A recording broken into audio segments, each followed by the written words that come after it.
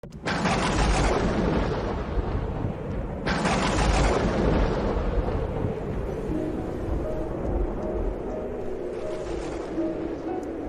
ce temps-là, Jésus rassembla les 12 et leur donna pouvoir et autorité sur tous les démons, et de même pour faire des guérisons. Il les envoya proclamer le règne de Dieu et guérir les malades. Il leur dit, « Ne prenez rien pour la route, ni bâton, ni sac, ni pain, ni argent. N'ayez pas chacun une tunique de rechange. Quand vous serez reçus dans une maison, restez-y. C'est de là que vous repartirez. Et si les gens ne vous accueillent pas, sortez de la ville et secouez la poussière de vos pieds. Ce sera un témoignage contre eux. » Ils partirent, et ils allaient de village en village, annonçant la bonne nouvelle et faisant partout des guérisons. Acclamons la parole de Dieu. Très souvent, je crois que dans tous les diocèses du monde et dans une bonne partie des paroisses, éventuellement, en unité avec le diocèse, il y a ce qu'on appelle le plan pastoral. Jésus l'a fait aussi. Il a fait un plan pastoral. Et aujourd'hui, l'Évangile nous dit quel était le plan pastoral de Jésus. Jésus réunit ses apôtres. C'est comme s'il avait réuni ses évêques et il leur dit, « Vous devez faire ces deux choses. C'est mon plan, c'est mon projet pastoral. Ces deux choses. Premièrement, évangéliser. » Il le dit dans l'ordre, et l'ordre ici est très important. D'abord, évangéliser. Deuxièmement, soigner les malades. L'Église doit évangéliser, car si elle ne le fait pas, personne ne le fera. À une époque où il n'y avait pas d'État, où le gouvernement n'avait pas développé une série de services sociaux, hôpitaux, écoles, soins pour ceux qui sont toujours plus marginalisés, ou à cause de leur âge, ou à cause de leur maladie, une maladie difficile. Je ne sais pas, les malades du sida ou les personnes âgées, les enfants abandonnés. L'Église a heureusement occupé cette place. L'Église a toujours été aux côtés de ceux qui souffrent, absolument toujours.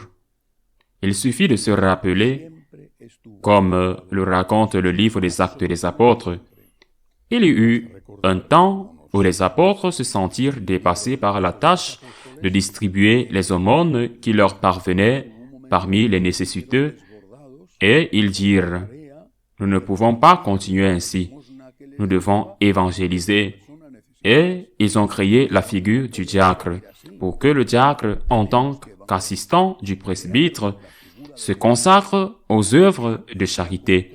Ils ont créé cette figure, un assistant du prêtre. Mais pour les œuvres sociales, l'Église a toujours été attentive à ceux qui souffrent, toujours, parce que c'est un commandement de Jésus-Christ. Mais la première chose à faire est d'évangéliser. Et le passage d'aujourd'hui de l'Évangile de Luc se termine comme il a commencé. Ils se mirent en route, c'est-à-dire qu'ils obéirent au Christ. Ils allèrent de village en village, annonçant la bonne nouvelle et guérissant partout. Annoncer la bonne nouvelle. Qu'est-ce que veut dire le mot évangile? Bonne nouvelle. Et quelle était la bonne nouvelle? Quelle était l'évangélisation? Dieu existe. Les Juifs le savaient déjà, bien sûr. Dieu existe. Dieu t'aime. Les Juifs le savaient en partie, mais ils le savaient en partie. Mais ils le savaient. Vous verrez les prophètes et les psaumes. Dieu existe, Dieu t'aime. Il t'aime tellement qu'il a envoyé son propre Fils pour te sauver, pour donner sa vie pour toi qui ne le mérites pas. Et cela, il a signifié, il a apporté avec lui. Il a ouvert les portes du ciel pour toi. C'est la bonne nouvelle. Il y a la vie éternelle. Il y a la vie éternelle. La miséricorde de Dieu s'étend à tous ceux qui demandent la miséricorde. Ou, pour le dire autrement, elle atteint tous ceux qui veulent qu'elle les atteigne. Ceux qui refusent de demander la miséricorde ferment la porte à la miséricorde de Dieu. Ce n'est pas le problème de Dieu, au contraire, c'est la souffrance, mais ils ne laissent pas entrer la miséricorde divine à cause de leur obstination. Bonne nouvelle, la vie éternelle existe. C'est la bonne nouvelle. C'est la meilleure nouvelle. En fait, c'est la seule nouvelle qui mérite d'être soulignée dans l'histoire de l'humanité.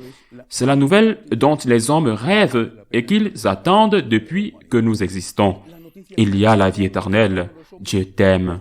Il a donné sa vie pour toi. Il y a la vie éternelle. Cette vie, qui est parfois très, très dure, et ce sont les paroles de Sainte Thérèse, comme une mauvaise nuit dans une mauvaise auberge. Évangéliser et prêter attention, faire du travail social, les œuvres sociales, aider ceux qui souffrent, eh bien, mais il y a encore une autre chose dans cet évangile. Jésus leur dit, il les a envoyés annoncer le royaume de Dieu, guérir les malades, en leur disant, ne prenez rien pour le voyage, ni bâton, ni sac, ni pain, ni argent. Ne prenez pas non plus de pièces par personne. Qu'est-ce que cela signifie? Il leur dit, tout d'abord, n'amassez pas d'argent, ne vous attachez pas aux richesses, mais il leur dit aussi, vous devez avoir confiance. Vous devez avoir confiance en Dieu. Vous devez avoir confiance. Si tu penses que pour évangéliser, il faut une grande structure et de grandes ressources économiques, influence, contact avec le pouvoir, tu te trompes. Ces 12-là, et plus tard les premiers chrétiens, n'avaient pas de contact avec le pouvoir. Ils n'avaient pas d'influence dans le palais de l'empereur, surtout à l'époque des persécutions. Leur argent était plutôt honnête. Ils ne pouvaient pas dire que leurs œuvres sociales étaient celles qui servaient à convertir les gens, comme une sorte d'achat de leur conversion sur la base de dons. Non. Lorsque Saint Pierre, à l'occasion de la rencontre avec Saint Jean dans le temple, rencontre ce mendiant, il lui dit, « Je n'ai ni or ni argent. » Il lui dit, « Je n'ai ni or ni argent, je suis pauvre. Je ne sais pas si je suis aussi pauvre que toi, mais je n'ai ni or ni argent. Mais ce que j'ai, je te le donne. Au nom de Jésus-Christ, notre Seigneur, lève-toi, tu es guéri. » À quoi servent les structures s'il n'y a pas de confiance en Dieu, d'amour pour Dieu, de zèle apostolique? À quoi servent-elles? Aujourd'hui, nous avons une infinité de structures et nous n'avons pas le zèle apostolique. De belles églises vides, des bâtiments construits à une autre époque pour des séminaires sans personne dedans,